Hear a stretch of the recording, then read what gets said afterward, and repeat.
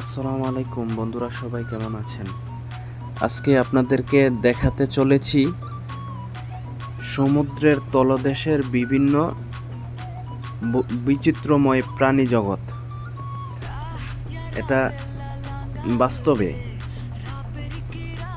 যারা সৌদি আরব জেদ্দা কর্নিশে এসেছেন এবং ফাঁকি অ্যাকোয়ারিয়ামে গিয়েছেন তারা বলতে পারবেন, আর যারা আসেন নাই তারা আসলে বলতে পারবেন না।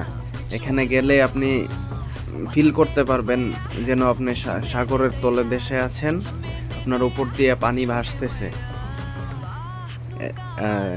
আপনার উপর দিয়ে হাঙ্গর মাছ, তারপরে বিভিন্ন ধরনের কচ্ছপ, বিভিন্ন ধরনের ইল ফিশ, তারপরে অনেক ধরনের সাগরের তলদেশে যা কিছু থাকে সব কিছু এখানে আপনি পাবেন, দেখতে পাবেন সরাসরি।